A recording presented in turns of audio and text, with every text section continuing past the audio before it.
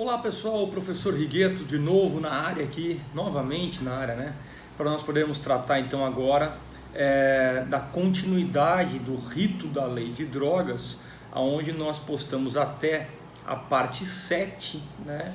Nós tratamos aí dos crimes previstos na lei 11.343.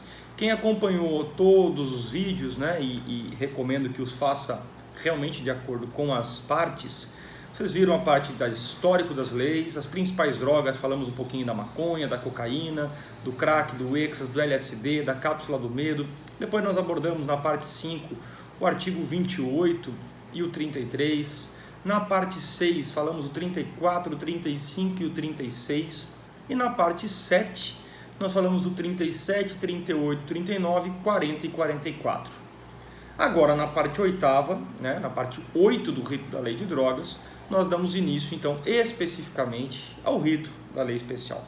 E esse rito tem uma série de pontos que devem ser observados por vocês, para que vocês não caiam em pegadinha, sempre baseando-se no rito comum ordinário, naquele comparativo à lei, ao rito ordinário, para que vocês possam ter êxito, né, na especificação do rito em si. Então, a primeira situação que eu quero que vocês façam é que vocês abram, né, o rito especial da lei de drogas, abram os slides que eu dispus para vocês no material didático da Univale, para que a gente possa então acompanhar ponto a ponto o rito processual. Para você que não é aluno, que está assistindo a gente, né, não é aluno da Univale, você então pode pegar tanto a partir do artigo 50 da lei de drogas, quanto então desenhar um rito processual para a gente acompanhar cada ponto divergente, cada ponto polêmico, vamos dizer assim, dentro dessa legislação, ou de diferencial dentro dessa legislação, tá?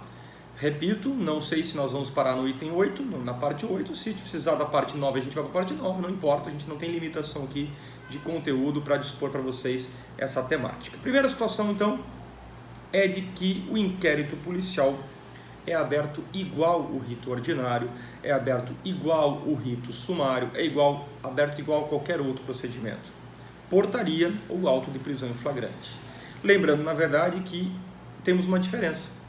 Uma vez que eu tenha um inquérito policial aberto por portaria na lei de drogas, o meu prazo não é de 30 dias, podendo ser prorrogado.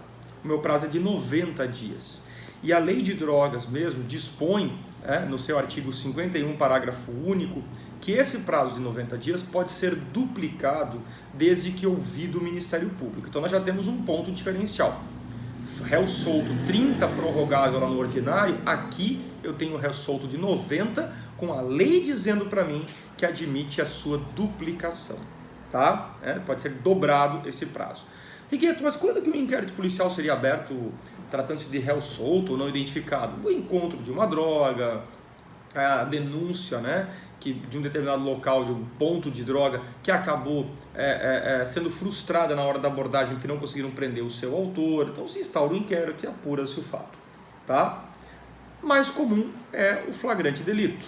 Mesma regra do artigo 302 do Código de Processo Penal, está cometendo delito, acabou de cometer, foi perseguido ou foi encontrado logo após com o instrumento do crime que presuma ser ele o autor do fato. São as hipóteses básicas de flagrante do artigo 302. Essa é a mais comum, uma vez que haja prisão em flagrante, né? Deve haver uma comunicação imediata ao juiz, e por óbvio nós temos também uma diferença aqui do rito ordinário. Enquanto que lá no rito ordinário nós temos um prazo de 10 dias para a conclusão do inquérito policial com aquele relatório, aqui no flagrante da lei de drogas nós temos um prazo de 30 dias que pode ser dobrado. Então aquele 90 vira 180, aquele 30 vira 60, e nós estamos dentro de uma normalidade, dentro de uma legalidade, certo? Com prazos elásticos, né, previstos na lei 11.343 de 2006. Um ponto importante que nós temos que observar aqui é de que essa prisão, seja em flagrante ou por portaria, esse inquérito por portaria, havendo apreensão de droga, há necessidade de um laudo preliminar, chamado laudo de constatação, previsto no artigo 50, parágrafo 1º. Eu vou explicar deles para vocês.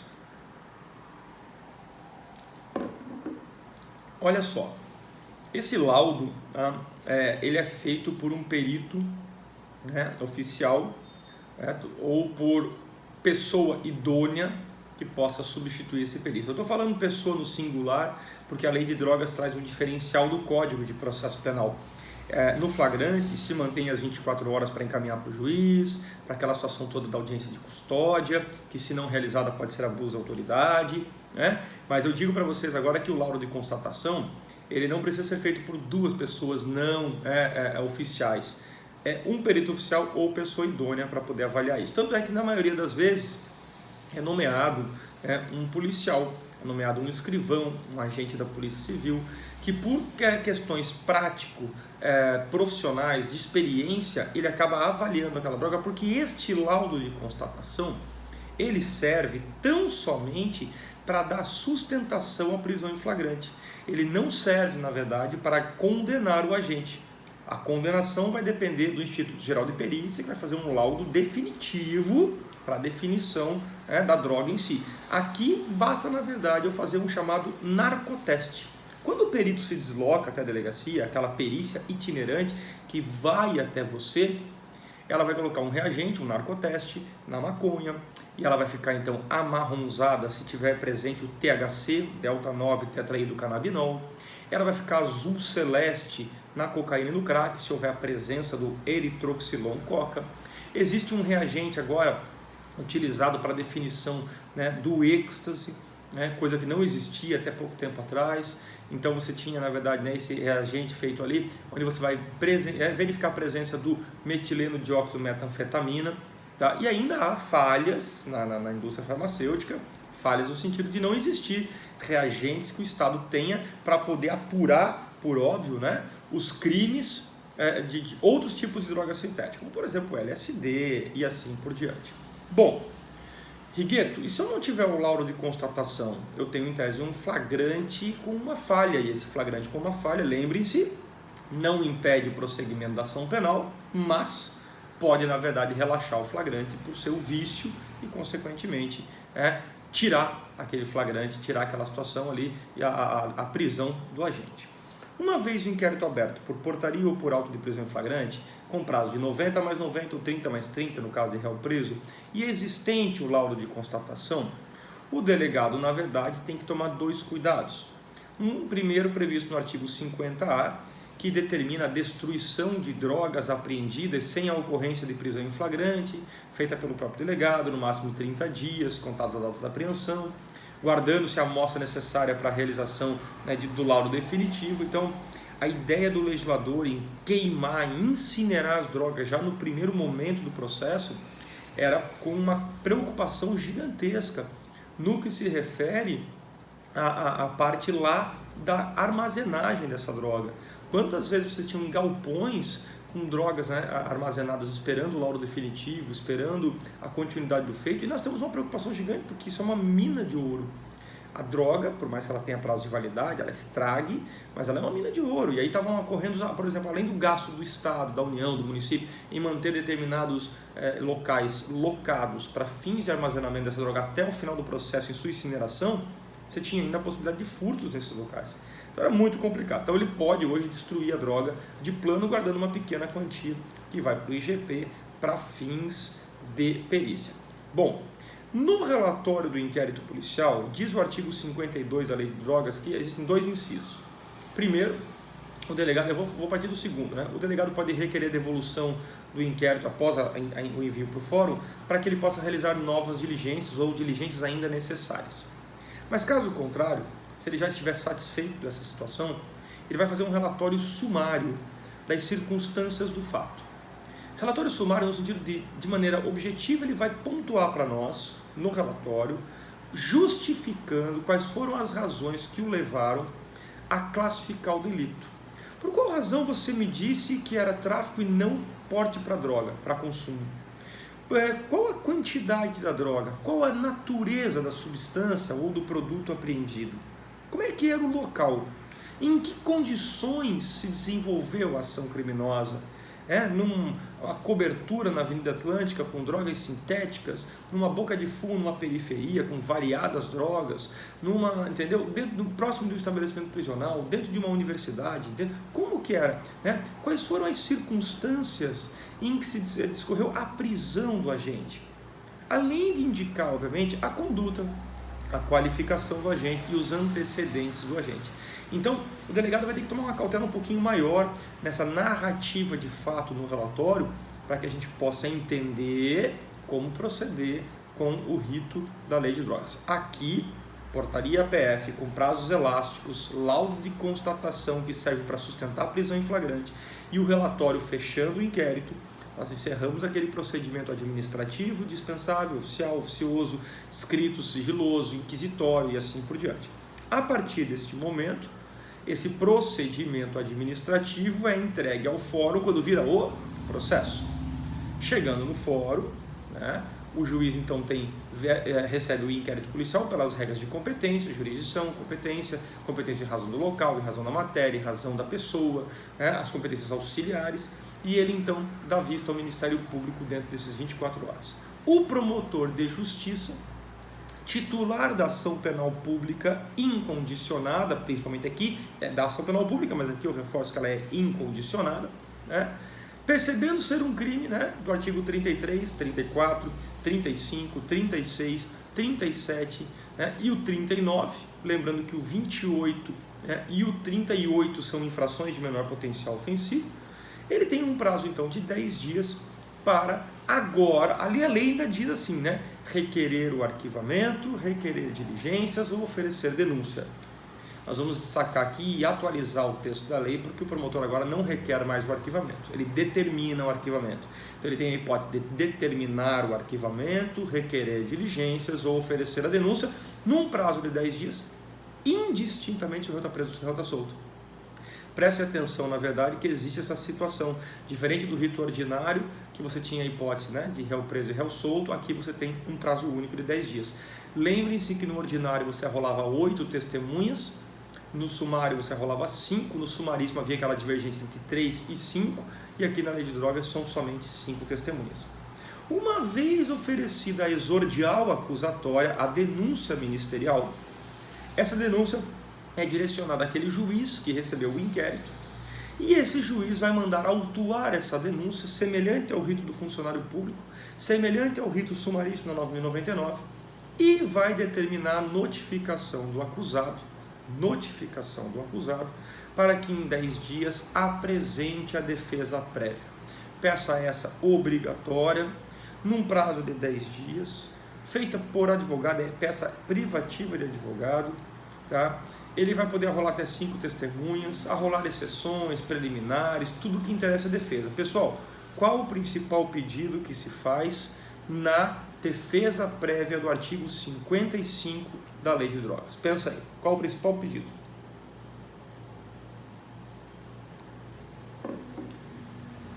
Por óbvio que não é a absolvição sumária, pois o juiz nem recebeu a denúncia ainda.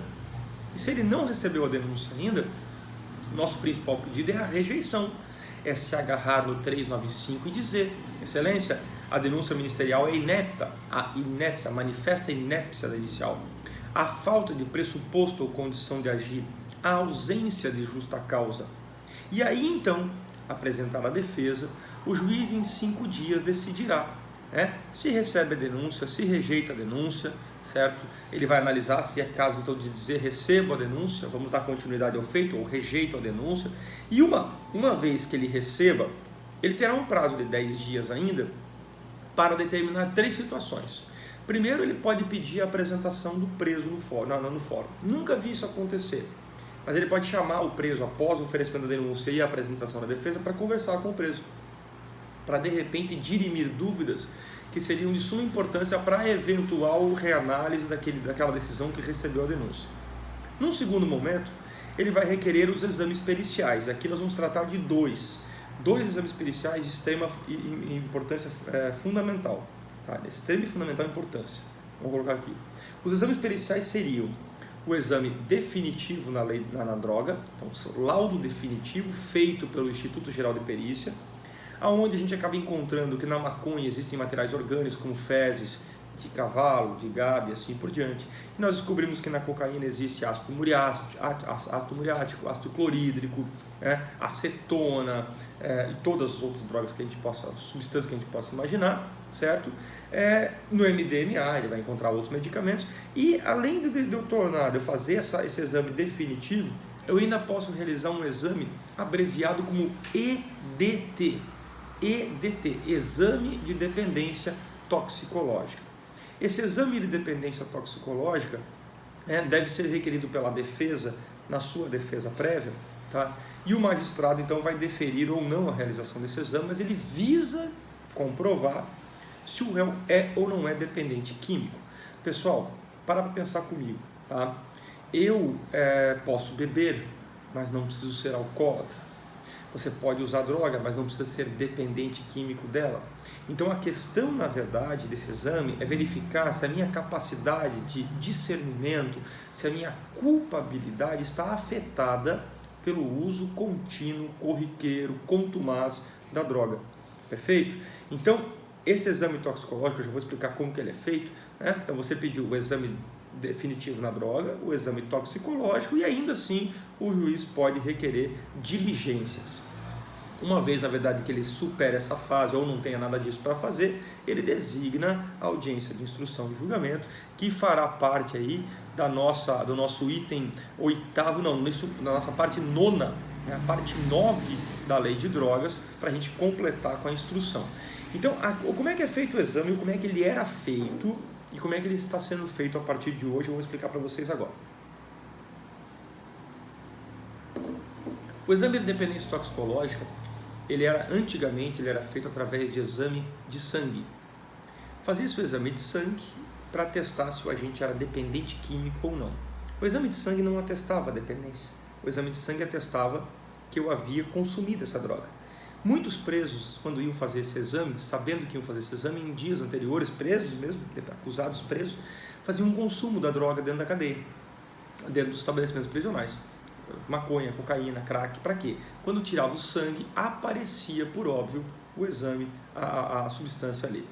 O Estado, percebendo que o exame de sangue era um exame mais caro, ainda que ele seja um exame mais barato, mas era um exame caro, resolveu transformar esse exame em exame de urina, o que também não resolveu. Porque você podia consumir a maconha hoje, fazer o exame de urina e aparecer o THC, certo? Eu não consumia hoje, ou eu consumia um caminhão diferente de você e apareceu um pouco mais de THC. Mas o que iria acontecer ali era dizer se você tinha ou não tinha consumido, não se nós éramos dependentes químicos dessa droga. E aí então o Estado resolveu trocar o exame de dependência toxicológica por um exame psicológico. Em Santa Catarina, como é que ele funciona? Ele é realizado no Hospital de Custódia, que fica lá em Florianópolis. Olha que coisa mais maluca. O Estado retira de dentro do estabelecimento prisional os presos que devem fazer esse exame, numa manhã qualquer, coloca todos dentro de uma viatura do Departamento de Administração Prisional, o DEAP, e encaminha junto com uma escolta dessa polícia prisional até o estabelecimento, o Hospital de Custódia, que fica, no caso, aqui em Santa Catarina, na capital, em Florianópolis. Lá nesse exame, ele vai conversar com uma psicóloga, ele vai passar por uma entrevista. Perguntas essas que são sempre as mesmas, pois é um padrão de análise. Então eu pergunto para você se você usa, que tipo de droga você usa, por quanto tempo você usa. E todo esse cenário montado para demonstrar o uso da droga nos leva o perito a dizer se eu tenho um grau de dependência leve, moderado ou elevado. Meu Deus, pessoal, eu vou dizer para vocês que eu aprendi na prática a perceber que este laudo ele é furado, ele é falho, tal qual o exame de urina e o exame de sangue. Eu tive um caso na prática em que uma moça acusada de tráfico de drogas sustentava desde o início, eu era inexperiente inclusive, e por ser inexperiente eu acreditei na versão dela, mas ela se dizia ser dependente de crack, dizia ser inclusive garota de programa e consumia o crack para conseguir fazer os programas. Lá na frente, ela submeteu um exame toxicológico, do qual eu requeri, foi a Florianópolis, fez o exame, e na época ainda, dependendo do estabelecimento prisional, era possível você ter um acesso à questão do celular dentro da cadeia. Ela me liga de dentro da cadeia, isso há 15 anos atrás, 16 anos atrás, e ela me liga de dentro da cadeia dizendo, doutor Righetto, estou ligando para dizer que eu passei no exame. Mas ela contou com tamanho entusiasmo que eu falei assim, e eu, na minha inocência na época, falei, passou no exame? Que exame? Ah, o exame da droga. Eu falei, tá, mas como assim passou no exame? Porque na minha cabeça ela era dependente química do crack. Ela falou, não, doutora, é o seguinte, né? Eu nunca usei droga. Eu falei, meu Deus, você nunca usou? Não, nunca usei, eu só vendia.